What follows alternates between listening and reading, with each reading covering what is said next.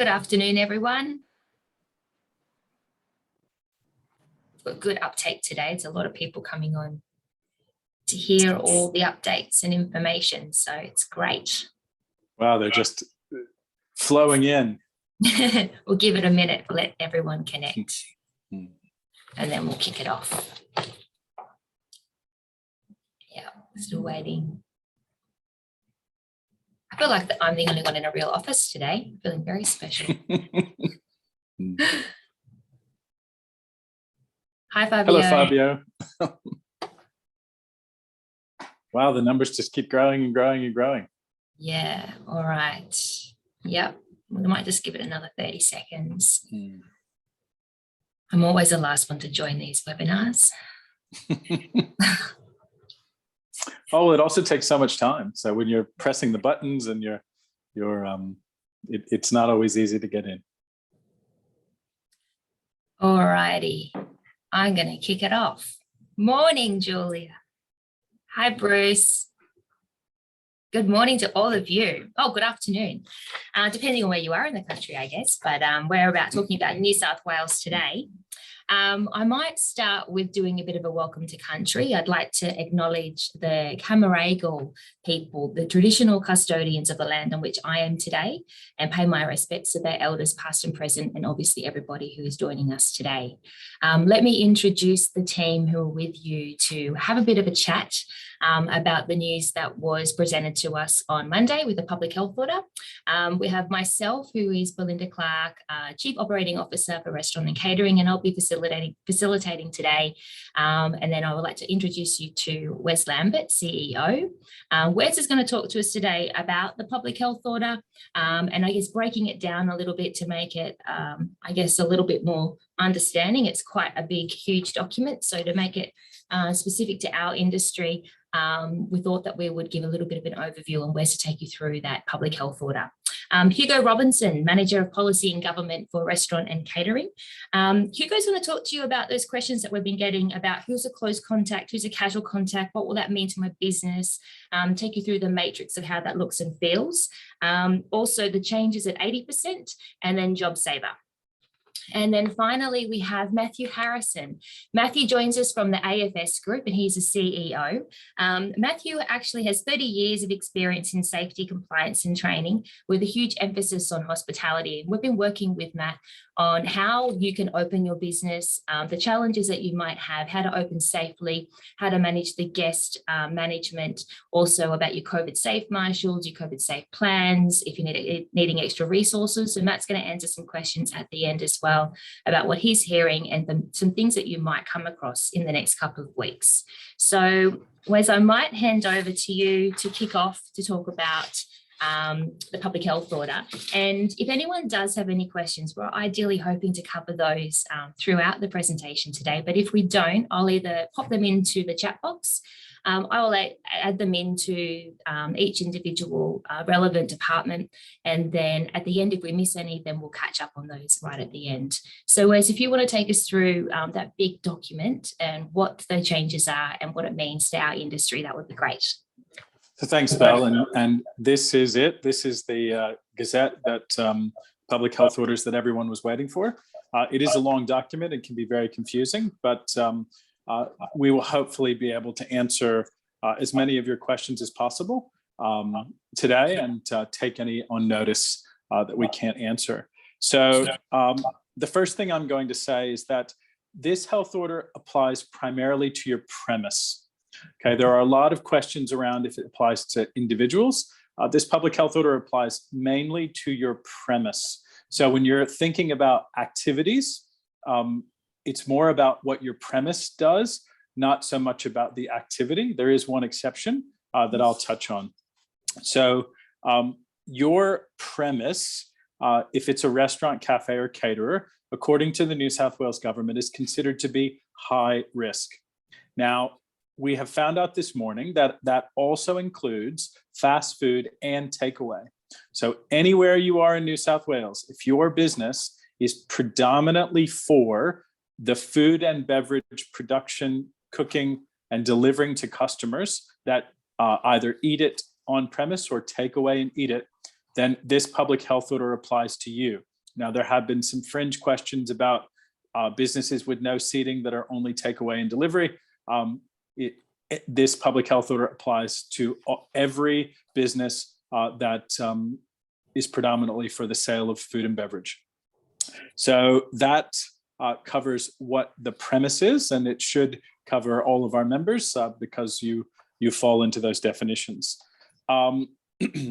When we talk about the density restrictions, which is, I'm going through the public health order chronologically because it makes more sense that way. So in that premise, you are 1 per 4 inside with a booking cap of 20 and 1 per 2 outside. Now, yes, there will be some changes at 80% that Hugo will be discussing, but at the moment, this is the only legal public health order. Roadmaps are suggestions. They are not official until they're codified in a gazetted roadmap.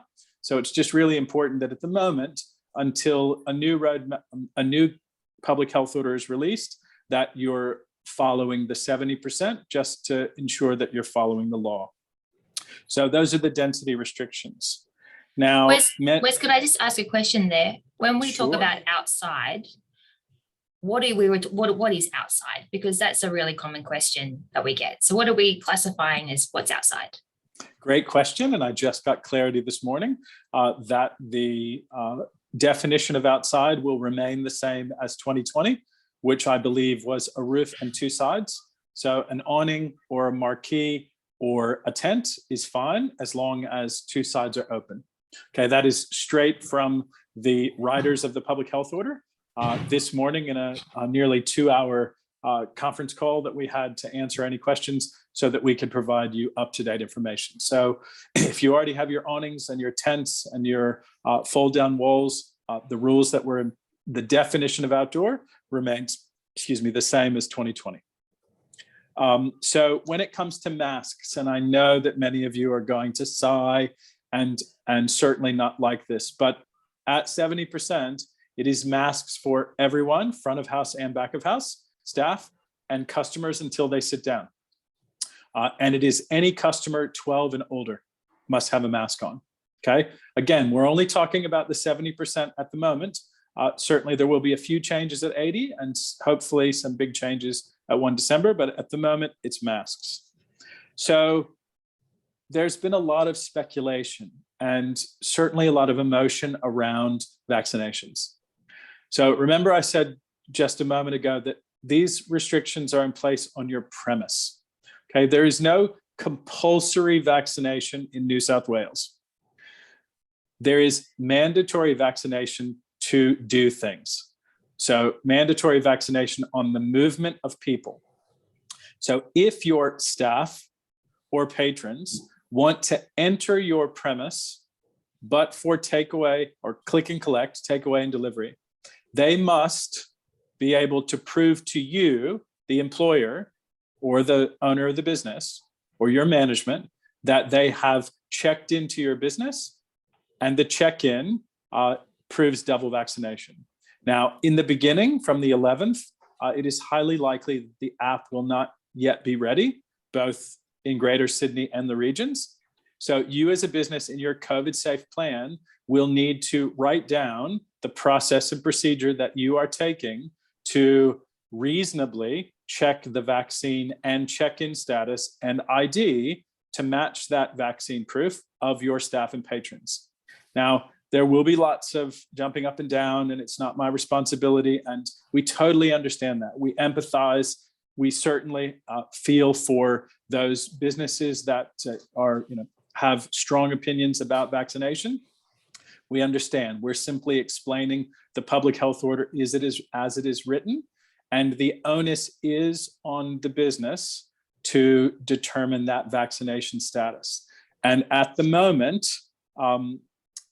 you can only enter a high-risk premise, which is all of the businesses we represent, if you're fully vaccinated. The definition of fully vaccinated is 2 jabs or a specific form provided by the New South Wales government that's medical exemption. So your patrons and staff cannot legally refuse to show you that document. Once again, your patrons and staff cannot legally refuse to show you that document under any circumstances, because the public health order says they must prove to you that they are fully vaccinated. That's either proof of 2 jabs or proof of the medical certificate. That is in law. It is in the public health order. There is no argument. If someone says, I don't have to show it to you, then they cannot enter your premise, period, full stop. You are not being discriminatory. The public health order tells you the rules that you must follow as a business owner of a high-risk business. It applies to staff and to patrons. So there is a very specific form, and Hugo or Belle will put a link to it in the chat today. If this form is not filled out by a GP, and trust me, I've spoken to many GPs, and it is nearly impossible to get this form filled out due to the requirements of the form, then there is no medical exemption. There is no such thing as a religious exemption to COVID-19 vaccination. That does not exist. So certainly you're going to hear that from your patrons and your staff. It does not exist. This form is the only alternative to 2 jabs. So that is the unvaccinated adult enter your premise, and it applies to staff and patrons over the age of 16.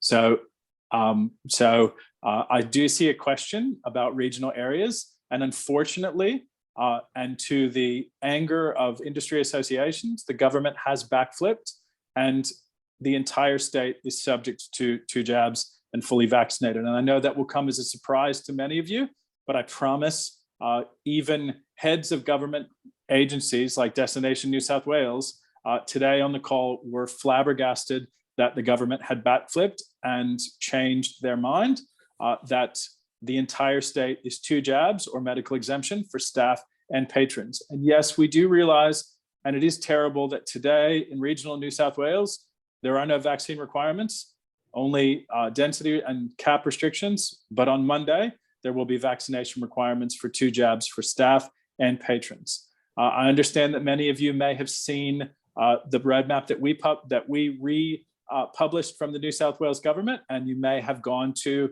the links on the New South Wales government websites, but they have removed or changed that wording or those documents as of 11:59 last night, and have reverted to the public health order, which is 2 jabs or that medical certificate is the only acceptable proof to enter any high-risk venue in New South Wales. So Wes, we've got a quick question from Kieran, who says, if we stay takeaway only until the 1st of December, do customers and staff have to be double vaxxed between the 11th of October and the 1st of December? Yes. I'm assuming Kieran might be in regional. So yes, this question was asked specifically today by another industry association. It is the type of business that you are.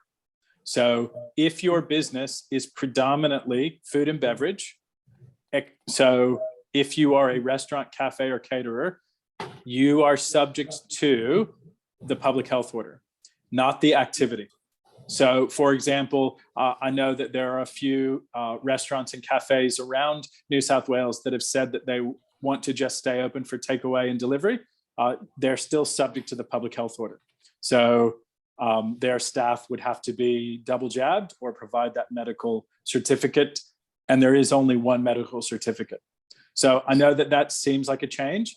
However, it has always been the intent of the New South Wales government that it's the premise type, and all premises that serve food and beverage, predominantly for the consumption off-site or in premise, are considered those high-risk venues that are subject to the public health order. And yes, I will repeat, they have backflipped between the weekend and 11:59 last night on the regions. So throughout the entirety of New South Wales, you must be double jabbed, staff and patrons, or provide that one medical exemption certificate. So if we talk about that would also include food trucks. It does go into that segress of the click and collect or the takeaway option with the food truck if it is takeaway, but that would mean staff as well would have to be double vaxxed with a food truck. Just got a little question there. Yeah, so I see a question that popped up. So yes, the public health order itself does define what fully vaccinated means, and it does define what a high-risk business is, and it does define the requirements to enter a high-risk business. Unless, from a patron, you are entering that business for click and collect, which is takeaway and delivery, or equally the delivery person. So the Uber, Menulog, Deliveroo, DoorDash, Bopple, rider or driver are allowed to enter quickly to pick up that food for click and collect. So many of you have asked the question, is this a mandatory or compulsory vaccination? No, it is a public health order on the movement of people that affects your ability as a New South Wales resident to enter a high-risk venue. So again, it applies to all of your staff because they are going to enter and stay in your high-risk venue, and it applies to your customers that are coming for dine-in because they are not there for click and collect. Just while we're on that, sorry, I don't mean to interrupt you. So we've had some questions, and one's popped up here in the question box, but also many people have, for those businesses that have a head office. So they're not talking about, it's exactly what we were talking about last night. So it does kind of contradict itself, let's be honest, in that public health order. So the question is about the working from home and can unvaccinated hospital workers attend work? So I guess, how would you like to explain that? Because there is a couple of different scenarios with that. Okay, so page 14, 2.23. We asked the specific question this morning of this section, and this section applies to work from home applies to office workers. It is defined as office workers in prior public health orders. It is not the staff that is working in those particular high-risk businesses. And while the argument in 2.23 on page 14 seems very circular, the words reasonably practicable don't apply to if my employer won't let me access the server outside of my work, or I don't have internet at home. Those are not considered in the legal safe work definition of reasonably practicable. That definition has to do with the risk assessment of the workplace, meaning that, for example, if someone is the only person working in a head office by themselves, then it is, and they cannot work anywhere else, then it is reasonably practical under a risk assessment that they may work in the office because they pose no risk to themselves or others. It is not applied blanketly to the staff of hospitality businesses. It certainly is a confusing section, but it does not apply to staff. It applies to anyone who might have worked in an office setting. So your staff must, your patrons must all be seated to consume food and beverage. And again, that is from the 11th, and Hugo will give you updates into the future. Also, there were a couple of questions about critical retail. Critical retail is a very narrow definition. Certainly, most retail premises, including restaurants, pubs, clubs, hotels, cafes, they're all high risk. Critical retail is a very, very narrow definition. It's in the back of the public health order. It's exhaustive. I won't read through it, but certainly is very, very narrow in its definition. And you can't wiggle your way into it. If you serve food and beverage for consumption on or off premise, you are high risk. You are a restaurant, cafe, or caterer. And certainly the type of business that you've always been, even if you pivot and sometimes you sell retail, it doesn't just make you a critical retailer. You can't just magically become a grocery store. because you did that through the pandemic. Your business type is restaurant or cafe or caterer. So there was a question about the LGAs and hotspots, and the government has changed the terminology. So while from the 11th, the stay-at-home orders will be removed and rescinded in New South Wales, they have created a new definition called stay-at-home area, which they did confirm today will be used if there are areas of concern around New South Wales. So the government will continue to use the lever of snap lockdowns to stay-at-home areas, and have included that into the public health orders in case that happens. So that would be if there was hundreds of cases in one very small postcode or LGA. They do have the legal authority to create a stay-at-home area under these public health orders. So the QR code. So your obligations, these are legal obligations. They are not suggestions, they are legal obligations. You must ensure that your customers and staff details are registered electronically with the Service New South Wales app or under this public health order, and we'll be emailing out a template. You must collect and store your patrons and staff's check-in status every time they check in on an electronic means that can be available to New South Wales Health within 4 hours.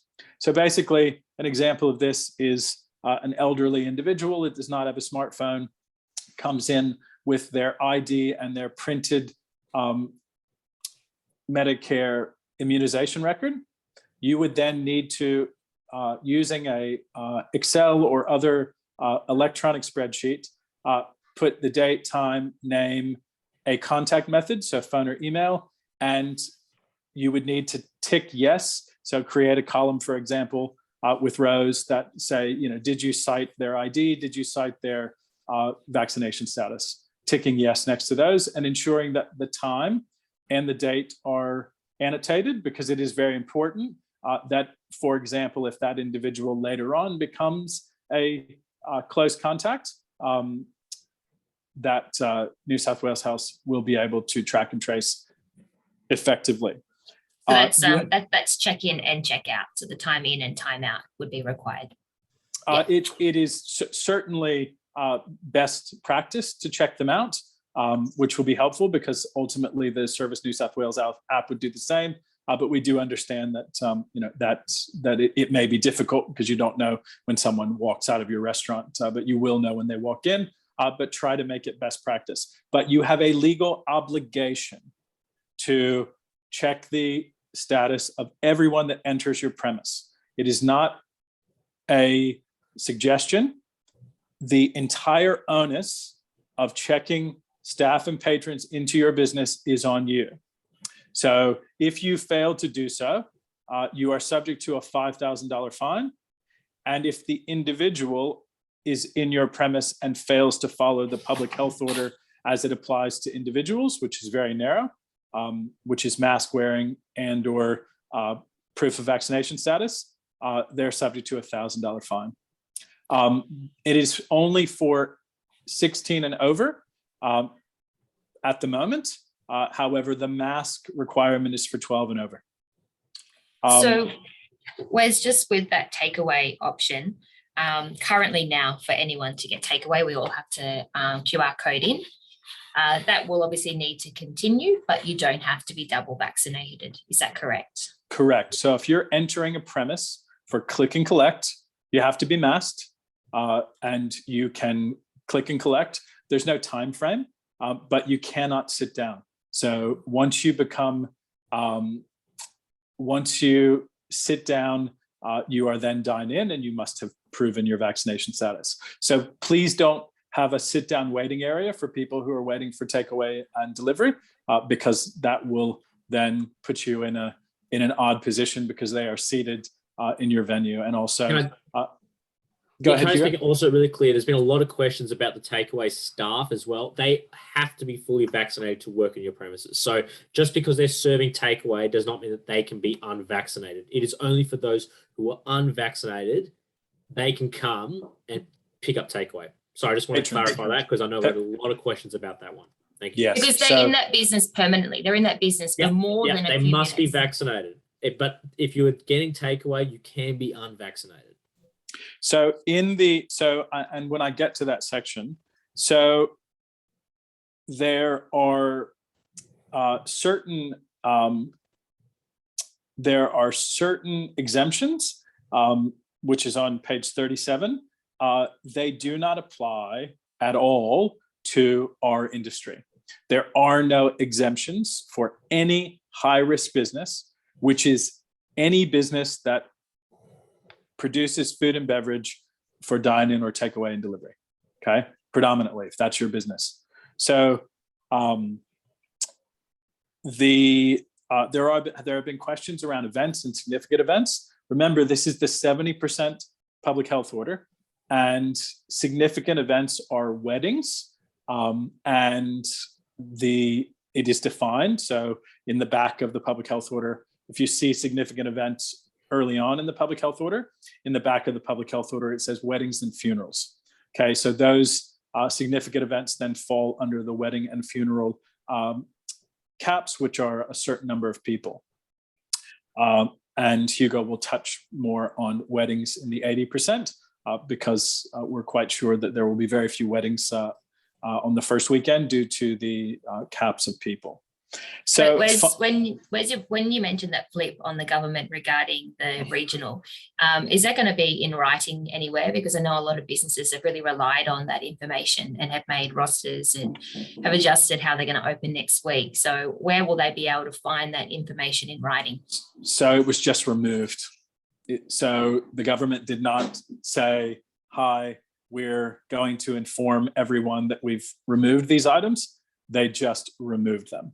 So if you, as a business owner, were to go to the New South Wales websites to get your posters or to print your own roadmap, to print out your own public health order, you will find that all mention of one jab and one booking has been removed. And no, the government did not announce this officially. They just did not include it in the public health orders, and confirmed this morning that 2 jabs or a medical certificate apply statewide, and that there is no plans to change it. That's obviously very frustrating for those businesses. And I guess the question then is, will there be any support for those businesses that can't open to that full capacity because they don't have the 2 jabs? I can't see who asked that question, but I remember reading it about 100 questions up. Will there be any government support? I don't know if that's Hugo or for Wes, or is there anything that we can do to be able to try and get some support? So I think Hugo will be touching on that in the job saver section. All right, no problem. There are so many questions. I'm just trying to make sure I've got them all. So that is the entire public health order as it is written. Certainly, I know that for many of you, this has raised a lot of questions, but remember that there are no court cases that are going to injunct the public health order at the last minute, because no one is being compulsorily forced to do anything. This public health order is on the movement of people.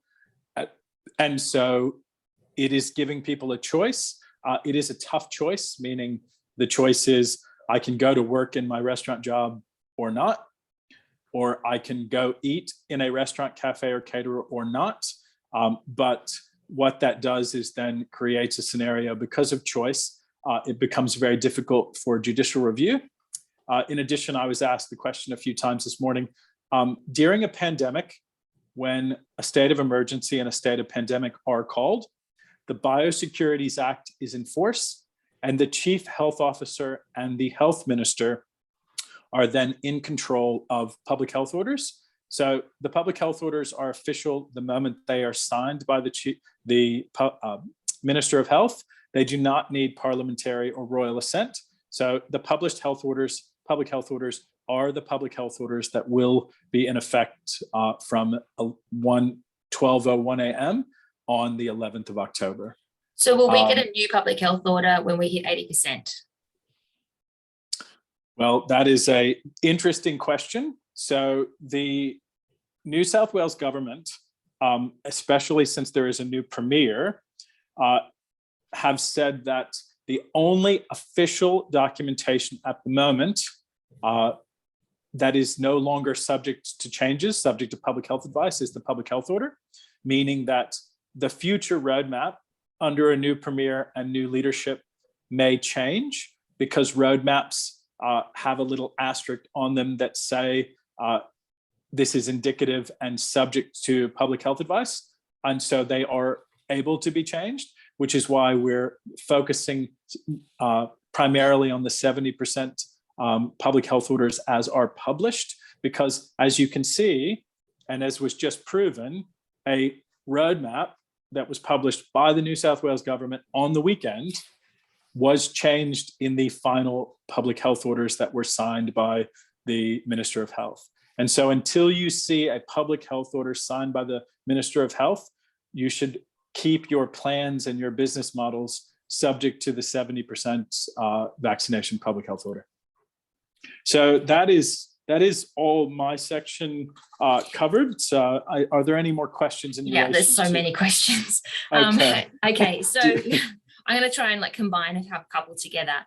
So if I'm a business and I have people come into my business to order takeaway, I would be assuming a recommendation is to have, if possible, the risk assessment of that would be to try and have a separate area where people order takeaway. So you've got a clear defined passageway so that that's a separate to the in-venue dining, because it's going to be quite challenging for businesses. If you go in to order a coffee or you go in to sit down and have breakfast, who do I need to check? Who don't I need to check? Where are you going? Oh, you've slipped through and you've sat down. So I guess it's about due diligence, correct, Wes?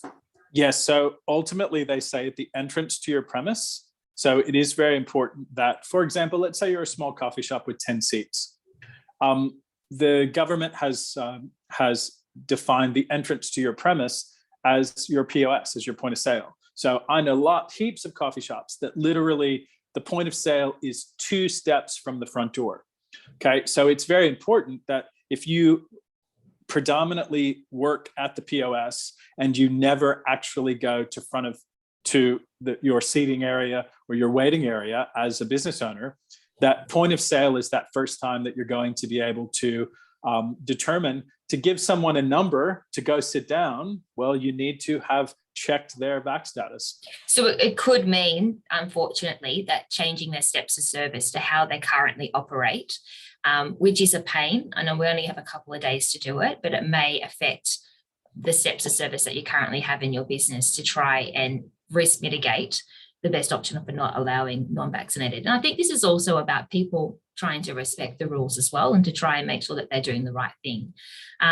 Okay, we have one that is a new question about home catering. Who is responsible to make sure all the patrons are fully vaccinated?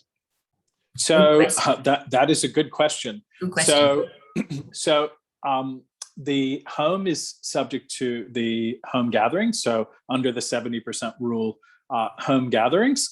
And we will take that question on notice in terms of you as a caterer. However, if your premise as a caterer becomes the premise, for example, of the home. So last year, you as a caterer had to create a COVID safe plan. And therefore, when you were actually doing something as a home caterer, you had to create a plan on how you were going to be COVID safe when you were doing that. And again, it depends if you're just dropping the food off or you're actually cooking it in their home. So ultimately, that particular job title is not covered in this public health order.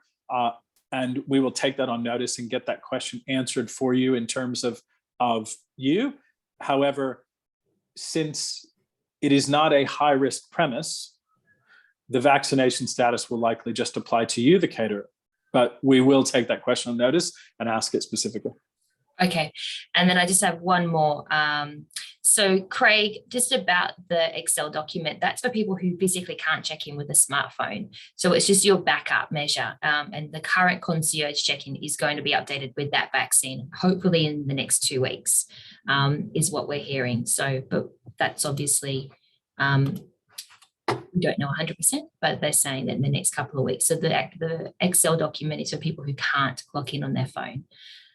Can't show you the green Medicare Apple Wallet proof and check in on the QR code. The QR code still applies. So it's 3 steps. You need to see a mask, you need to see QR, and you need to see green until the QR becomes a single step. Can unvaccinated staff work from the 1st of December? So this is a great question.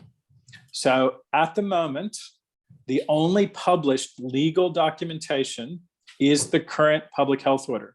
And as we've just noted, the government backflipped literally overnight about the regions. So at the moment, while there is a 1 December roadmap, again, at the bottom corner, it says indicative and it says subject to public health advice. So taking the position of staff, of patrons as a business that in 7 weeks from the 11th of October, that there's a guarantee that something will change, we can't provide that. No one can provide that. Even the Minister of Health and the Chief Health Officer, when asked about the 1st of December, will always revert back to it's a roadmap subject to public health advice. Can we ask somebody if they're vaccinated in an ad? Can we put an ad out to say you must be vaccinated in order to be able to apply for this role? That's a wonderful question. And we've had lots of employers and ask our amazing workplace and IR team about this question. You can put requirement for a vaccine in a job description. However, the jury is still out on whether you can put it into a job listing other than what is in the public health order. So for example, at present, from the 11th of October, the public health order says that you cannot enter a high-risk premise unless you can prove double vax or medical exemption. Well, restating what is in that public health order would absolutely be allowed because you're not interpreting, you're just restating the rules as of 11 October. I saw that question.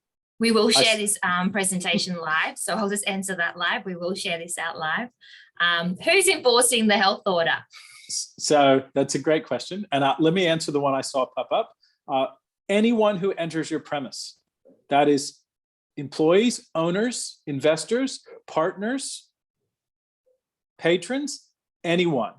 No one is exempt unless they have a medical exemption certificate that is a very specific form that is issued by the New South Wales government and signed by a GP. No one is allowed in your premise if your premise is defined as high risk. Who's going to enforce? It's the same individuals that enforce the public health order throughout the entire pandemic. So for example, today, you must have on a mask and you must check in to enter your favorite coffee shop for a coffee. I did that this morning. And had I created a problem or had there been dozens and dozens of people with no masks and no one checking in, and the local council or the police had noticed, then they would have issued infringement notices to myself and the business. So the enforcement likely will not change in terms of who, but we have been told that some higher risk, larger venues are likely to be subject to more spot checks, again, because your process needs to be the most COVID safe. So it is very important if you're a very large venue that your COVID safe plan is up to date and that you have a process that starts from the entrance to your business because the government expects that if you are a medium to large business with a host stand or with a process that you've already been checking in the front of your big business or your function event center, that you continue that process and understand that some of the smaller venues, coffee shops, that it's likely going to occur at the point of sale. And we could assume a coffee shop's the same as an ice cream shop. If they're both takeaway, they're both takeaway, correct? Correct. It is. If your All right. business predominantly exists for the sale of food and beverage for consumption on site or off premise, you are a high risk business. Okay, we might just jump to Hugo. I'm not going to say we're not going to keep answering the questions, but I just want to also make sure you get to this next section. And Hugo, I will share some links in the chat box for you, what you're going to talk about. So Hugo, Yes. can you take us through the matrix of what is defined close and casual contact? What does that mean for our staff if someone does have someone COVID positive in their business or in their team? Do they have to close? If they've got to do the big clean, what is going to happen? And I'll share these matrix now. Sure. I might just see if I can share my screen, actually, if that's... Oh yeah, you might be able to do that. That's a good idea. Can you see that? Yes, we can. Is that doable? Okay. All right. So the close and casual contact matrix, this pretty much defines what counts as a close or casual contact post 70%. And it will probably continue for the 80 and 90%. But basically it governs sort of what happens if you do have a COVID case in your vicinity or in your premises and what you have to do, right?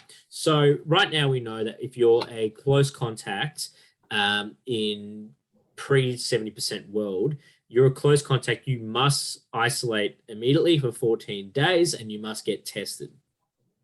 And that will basically be told to you by New South Wales Health, who will contact you. When it comes to a casual contact, you'll also be contacted, and that's if you were sort of, let's say, in a Woolies and someone had COVID and they were inside the premises on the same day and sort of roughly the same hours that you were, and that would require you to monitor for symptoms. This table here basically outlines what is considered a close or casual contact if you are fully vaccinated or partially or not vaccinated whatsoever.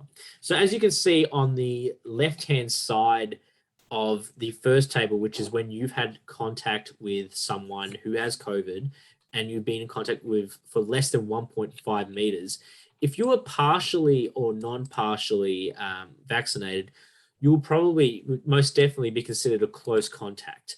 And that would require you to isolate for 14 days should you be notified of the case. Obviously, track and tracing will still be part of this thing, and you'll know that from the fact that you will be required to QR code, the government will still be tracking where cases are. And you can see here, if you're fully vaccinated, your risk of becoming a close contact is reduced dramatically. And this is also in conjunction with mask wearing. If you can see in this table here, I'm not sure if you can see my cursor, hopefully you can. It basically outlines exactly what is required of you to do should you be either fully vaccinated or wearing a mask. The additional aspect to this, and this top table one is really if you have had close contact with a person within 1.5 meters. The second table is when you have not had contact that close, but you have been in the same venue as that person. So if you look at the time and minutes spent in a certain size of a room, and then you compound that with the fact if you're wearing a mask or not wearing a mask, plus if you're having, if you're fully vaccinated or not fully vaccinated, the risk of being in close contact with someone who has COVID in your premises reduces dramatically. And so for those who are in contact with those people who come into your premises, the likelihood, and you're fully vaccinated, the likelihood of you being considered a close contact is next to nil, right? And they basically stated to us in our briefing this morning that the likelihood of these premises having close contacts is extremely rare. You know, unless you're incredibly close with the person and you're face to face with them, the idea that you will have to isolate for 14 days is pretty rare. But what will happen, however, is if you are a close contact, obviously, and you've been told by the New South Wales government you are a close contact, you will have to go into isolation for 14 days. However, a casual contact, you must monitor for symptoms. And should you get symptoms, it's an isolation until you prove you are negative. So that, yeah. So Hugo, in essence, because we're saying that all staff have to be double vaxxed, we're really, for our teams and our staff, and anyone who's coming in for dine-in, we're looking at that right-hand column. We're looking at that quite low risk and risk aversion. I guess when we were talking yesterday about how this actually looks into a business, if it's a staff member, are you going to talk through how that chain works between each other? Yeah. So cool. it will be in your COVID safe plan that you set up beforehand, and also like you have to have a risk assessment plan that you have to set up yourself of what will happen if there is a COVID case within your venue, and that requires you. How do you tell your staff that there has been a case? Requiring them to get a test and making sure that they come back negative and fine. Or monitoring for symptoms. Is that sort of what you were talking about, Belinda? Or? Yeah, I guess like if I've got a waitress and she's been to a table that unfortunately, because you can have COVID if you are double vaxxed, let's be honest. So if I have a waitress who's become a close contact, that doesn't mean the entire front of house team need to go into getting a test and self-isolating, does it? Yeah, so if you are a casual contact and you have been notified as such as a casual contact, you will need to probably isolate until you return negative. But if you're completely low risk in that right behind bar, as you can see there, the likelihood of you having to go and isolate and get tested is very, very, very, very low. Or it's going away, getting a test, when you get that negative result, back to work. And we're hoping, it's not, as I said, it's not in the public health orders, but even this document talks about, the use of rapid antigen testing in the future and the need to potentially and the possibility that you can return to work should you be tested within 15 minutes or so. But yeah, basically, you'll have to assess that as a case-by-case basis, depending on if that waitress becomes sick or not. Yeah. Okay. Okay. Cool. Yep, you go. Sorry. I can see the questions disappearing. I'm just making sure Wes is answering sure. them. Sure. If you would like, if we can leave it there, I might move on to the reopening at 80%. If that's okay with everyone. Unless so if you can take us through what will be those significant changes between the 70 and the 80%, that would be great.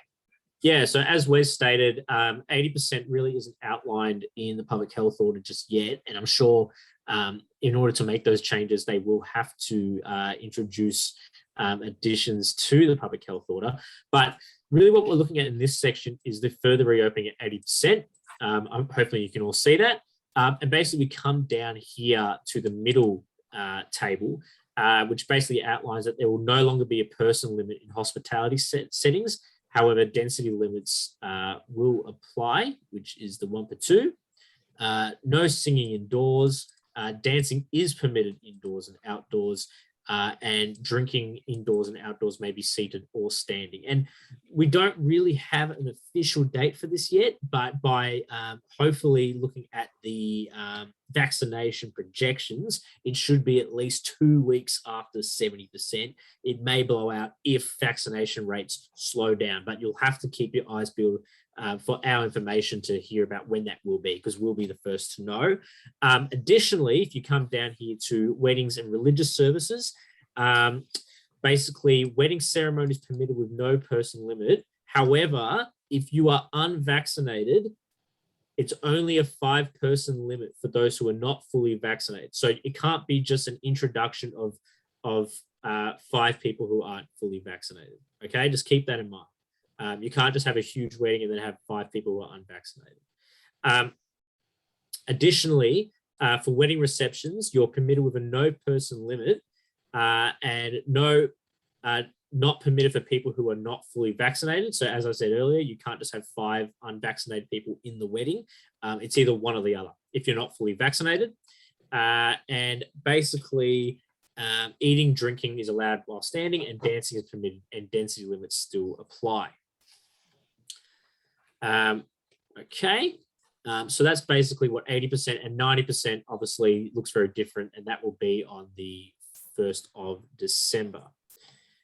And then my last section, unless there are any questions on that one, is through JobSaver. So the New South Wales government announced that they were going to unilaterally fund their half of JobSaver themselves, basically to help keep businesses afloat and out of COVID.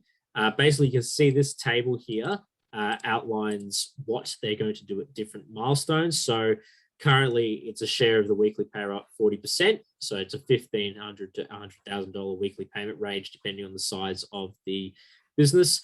By the 10th of October, just before the 11th, that will go down to 30% of weekly payroll. 80%, you get 15%. Again, we don't have a definitive date of what 15%, 80% is yet. And then by the 30th of November, that is completely cut off. The assumption there is that you will be able to fully open without those restrictions that inhibit your ability to serve and ability to make some profit. So I don't know if there are any questions there. So Hugo, that roadmap that we just shared is actually the old one because it still mentions the 1 jab. So we just need to email out after this the most recent updates. Apologies on my behalf, I've just shared that, but it shouldn't be. I've just opened it and it's not the right one.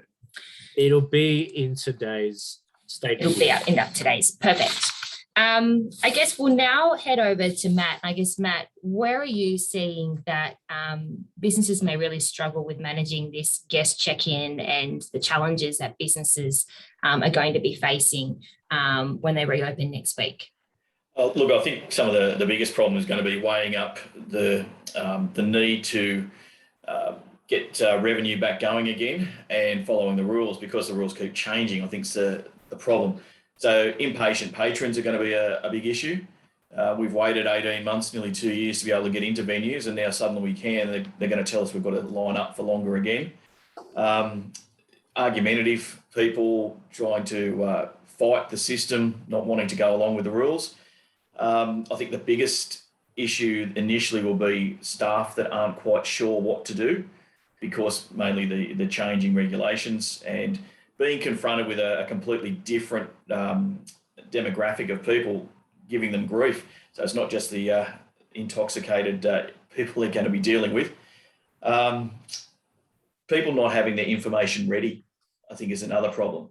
So turning up, not having their phones organised, not having their certificate ready to go, whether they've just not mapped it across, joined their MyGov and Medicare accounts, and people not knowing what to look for, and the record keeping. So there's a little bit of confusion around what records have to be kept, how they should be kept, and where they've got to be sent to if required. So one of the things that you guys mentioned before was the spreadsheet. Something I would suggest is added to is the type of ID that's cited. Right? That will encourage people to actually look at an ID rather than just say, oh yeah, I've seen it.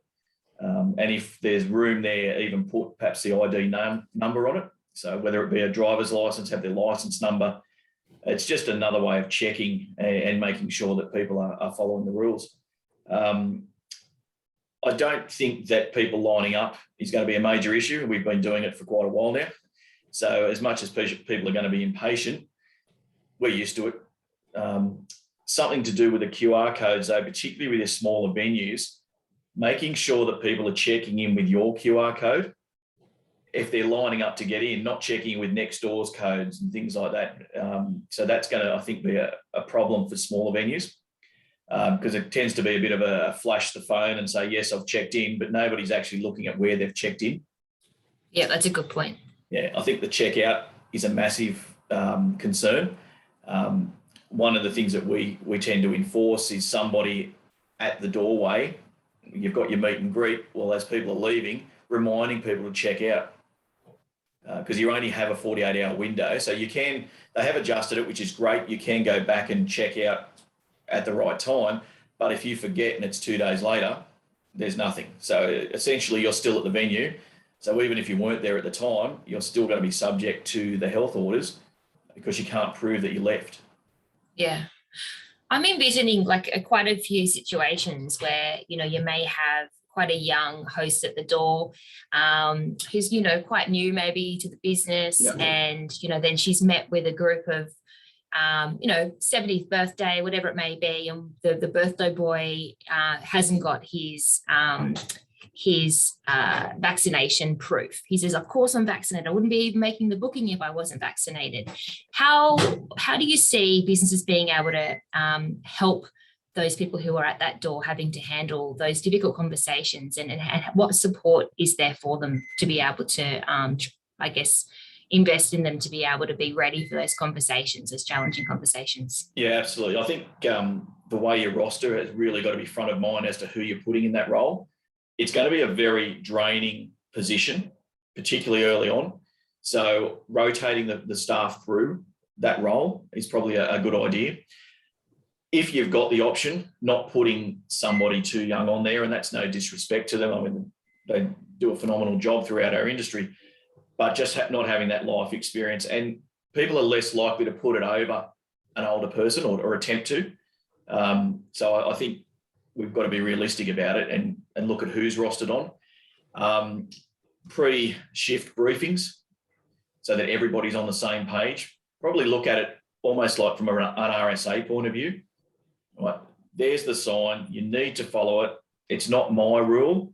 It's it's legislation or it's a government directive. If you don't like it, I'm really sorry, but you just can't come in. And really have the backup there. Probably have management close by so that there is a united front, which is all very well and good for larger venues. But with the smaller ones, I think it's more a case of everybody understanding that there is backup, that don't shoot the messenger, we're just following the rules. We want to be reopened. You like coming to our venue, don't be the cause of why it's shut. And I guess you've got some support, those services that AFS can provide to upskill and train your COVID marshal or your check-in at the door, haven't you? Yeah, absolutely. Well, we've been across this from day one and have assisted with some of the largest events that have gone on across Sydney in the last 18 months. Part of that has been training up staff specifically for this. So we do have a COVID marshal training plan. That can also extend on to rapid testing if that's a requirement moving forward. Some larger events are looking at it. I think that's not a bad option.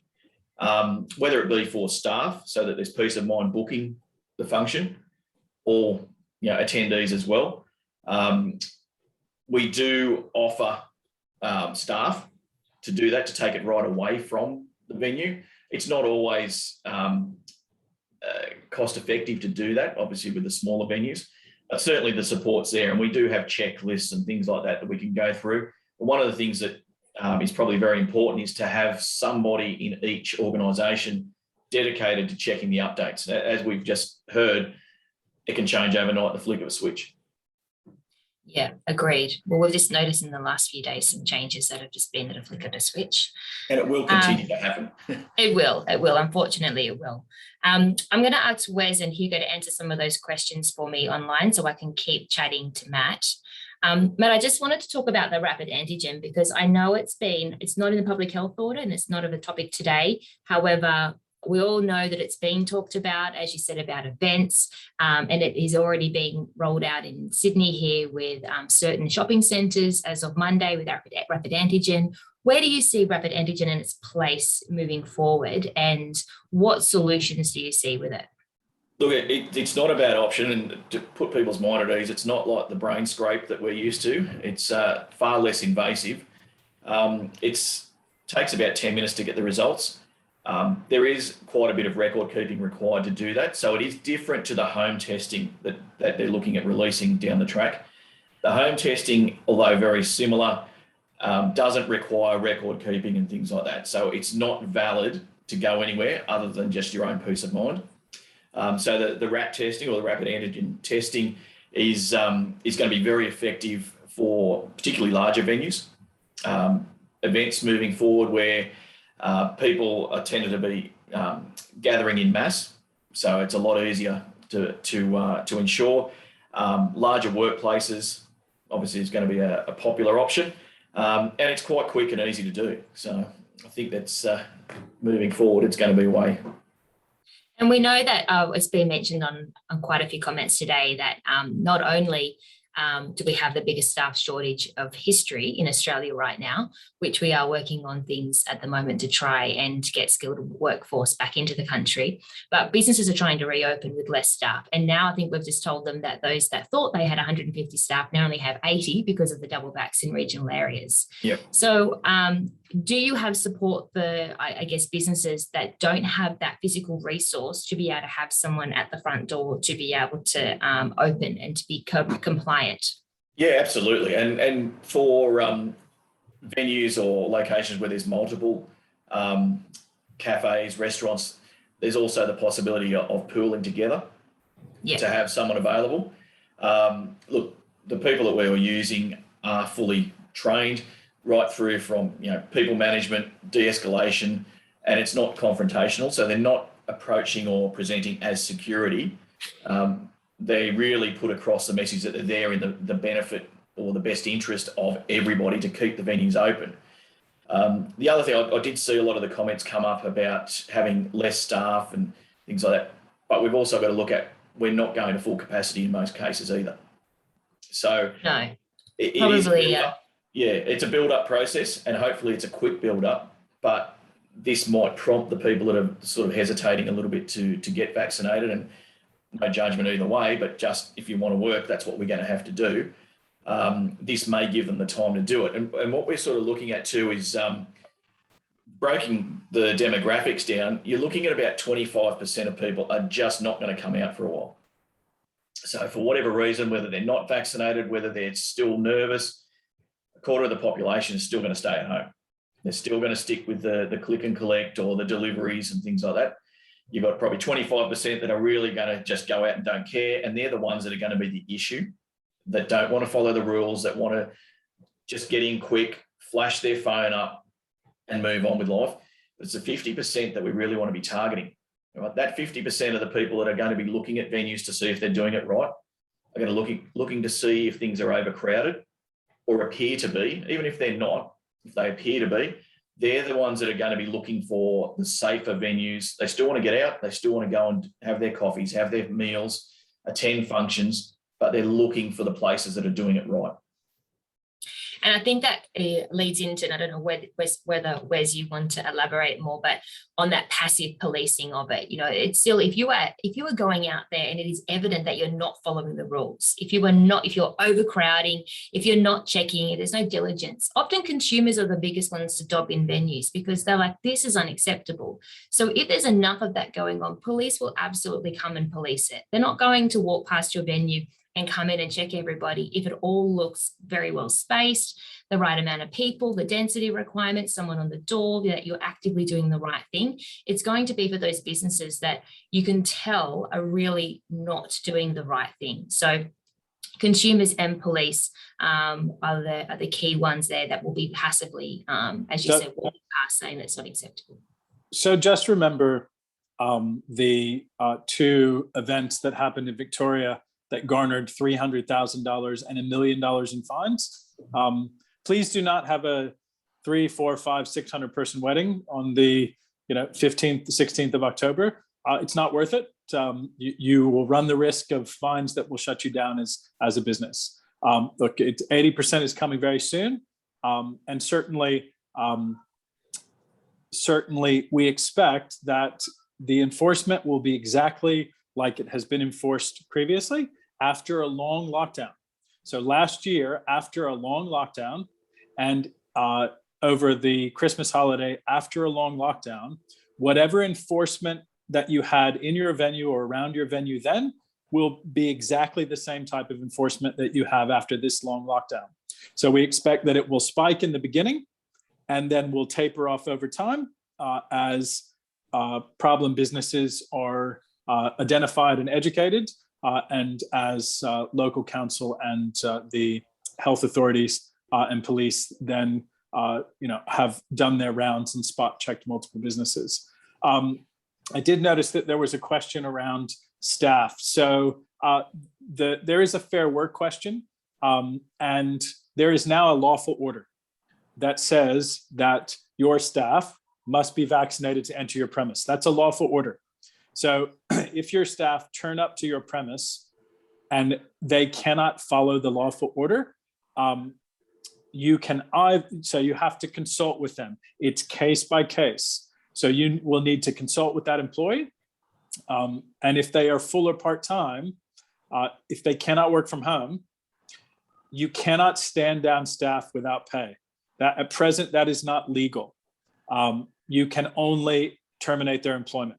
So Fair Work has been very firm on this, that there's only two options. Either you keep paying them to not be in your premise, or if they're full or part-time, or you terminate them. There is no such thing as stand out without pay, because all the flexibilities to the Fair Work Act and the Restaurant and HIGA award disappeared. And yes, everyone's been trying to fight to get them added, but remember, 5/8 of Australia, 5/8 of the senators, the MPs are not in lockdown.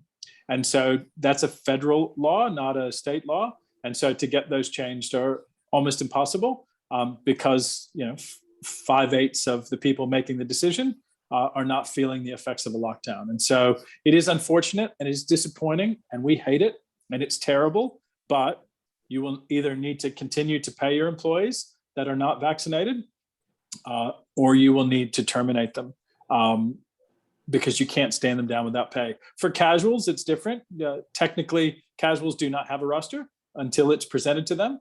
But for full and part-time staff who are not or refuse to be vaccinated, since 1 December is not a guaranteed date, it will be on you as a business owner to decide if you continue to pay them or you